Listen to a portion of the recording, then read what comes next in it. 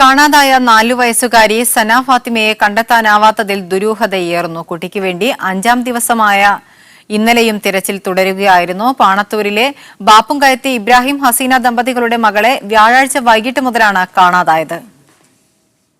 വ്യാഴാഴ്ച വൈകിട്ട് 4 മണിയോടെയാണ് പാണത്തൂർ ബാപ്പുംകയം കോളനിയിലെ ഇബ്രാഹിം ഹസീന ദമ്പതികളുടെ മകൾ സന ഫാത്തിമയെ കാണാതാകുന്നത്. അങ്കണവാടി വിട്ട് വീട്ടിലെത്തിയ കുട്ടിയെ പിന്നീട് ആരും കണ്ടിട്ടില്ല. ഈ സമയം രക്ഷിതാക്കൾ വീട്ടിനകത്തുണ്ടായിരുന്നു. കുട്ടി വീട്ടിനു മുന്നിലെ ഓടയിൽ വീണതാകാമെന്ന സംശയത്തെ തുടർന്ന് പോലീസും നാട്ടുകാരും അഗ്നിശമന സേനയും നടത്തുന്ന തെരച്ചിൽ തുടരുകയാണ്. ഇതുവരെയും കുട്ടിയെക്കുറിച്ച് വിവരമൊന്നും ലഭിക്കാത്തത് സംഭവത്തിൽ ദുരൂഹത പടർത്തുന്നുണ്ട്. കുട്ടിയെ തട്ടിക്കൊണ്ടുപോവാനുള്ള സാധ്യതയും പോലീസ് തള്ളിക്കളയുന്നില്ല. ആ മേഖലയിലും അന്വേഷണം വ്യാപിപ്പിച്ചിട്ടുണ്ട്. കൂടാതെ കുട്ടി അപായപ്പെടുത്തിയതാണോ എന്നും സംശയമുണ്ട്. എല്ലാ സാധ്യതകളും പോലീസ് അന്വേഷിക്കുന്നു. കുഞ്ഞു സന ഫാത്തിമയ്ക്ക് വേണ്ടി പ്രാർത്ഥനയോടെ കാത്തിരിക്കുകയാണ് കാസർഗോഡ് പാണത്തൂരിലെ ബാപ്പുംകയം ഗ്രാമം.